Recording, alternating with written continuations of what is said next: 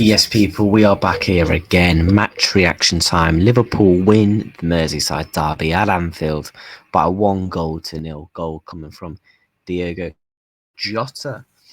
And now Liverpool are now 4 more wins away from becoming Premier League champions once again.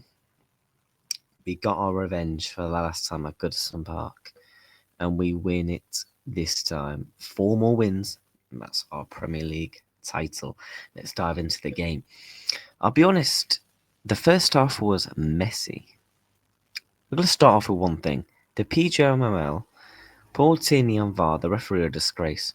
I don't know how that wasn't a red card on Alexis McAllister from James Tarkowski. By the way, he is now joint Premier League history as a defender. 63 yellow cards without a red. What is going on there? I'm sorry. When you've got people like Mike Dean, Gary Neville coming out and they actually defend the Pgmol and people like that, and they're even coming out and saying like, "Yo, referee messed up there. That was a red card, 100% all day long." Absolute disgrace. 2 foots in. There's a time also where Diaz is getting pushed, our players are getting booted and stuff like that. I was thinking, is this the Octagon? Like, are we allowed to do this? Like, is this Kung Fu or WWE? Am I watching? Now, Merseyside derbies are always going to have like flying tackles and stuff like that, of course. But ones like the James Tarkowski one is a red card. I'm all for letting the game play on at times, but stuff like that, no, you don't let the game play on like that. A yellow card is just a disgrace, to be honest with you.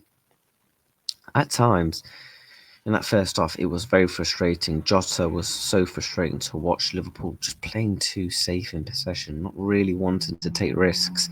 I feel like the only player that really shown that took risks in both first and the second half was Luis Diaz, comfortably my man of the match. I thought he was actually very creative in his play, creating chances, trying to have a gut shot on goal, trying to go on the left side, on the right side, in the inside of his left hand side, and I thought he put in a brilliant performance today. But before we got our goal, Everton probably had some really good chances. Beto probably should have scored. Absolute. Don't know what happened with Van Dijk and Carnate. I don't think they was particularly great in that first half. But in the second half, it was very much controlled performance from them. Beto hit the post and he should have scored ultimately. He should have put Everton 1-0 up, but he didn't. They did have some other chances, but yeah, they had the better first half chances, in my humble opinion. And then the second half comes and I'm thinking, I want to see substitutes. I want to see a big change. And the second half was a lot more controlled. We dominated the possession. We got our goal. And that was a proper classic Jota goal, that. And I feel like he needed that. And half time I'm thinking, how's Jota on the pitch? How was Jota on this pitch? And he comes on, he proves everyone wrong. He does the celebration. Absolutely love it from Diego, and he ultimately gets the winner in the derby.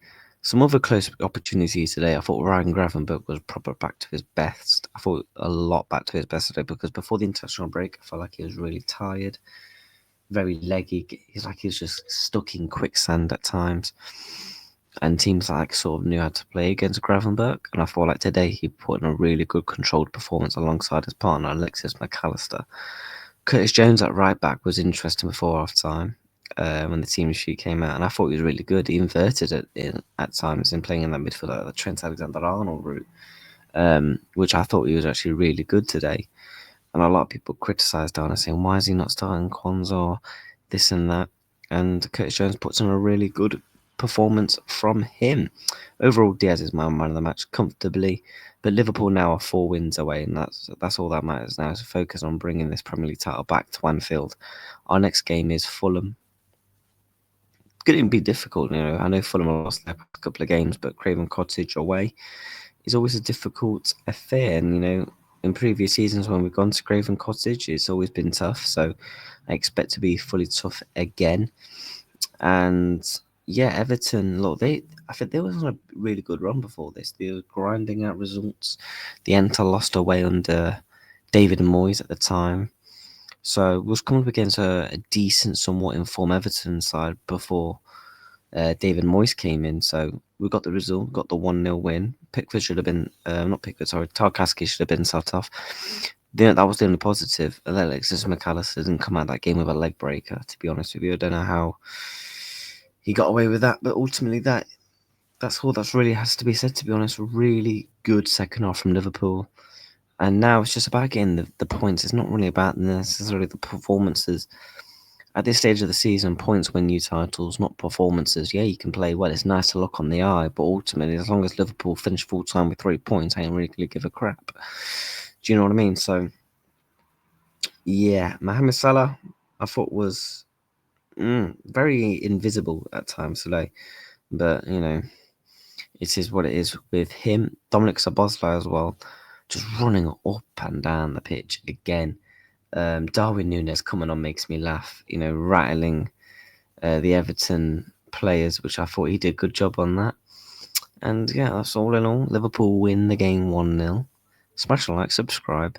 Liverpool have 4 more wins, and you can tell on Arla's face what that means, what it means to the players that they are now getting closer and closer to that Premier League title. Liverpool win the Merseyside derby. Smash a like, subscribe to the channel. It's a full time at Anfield.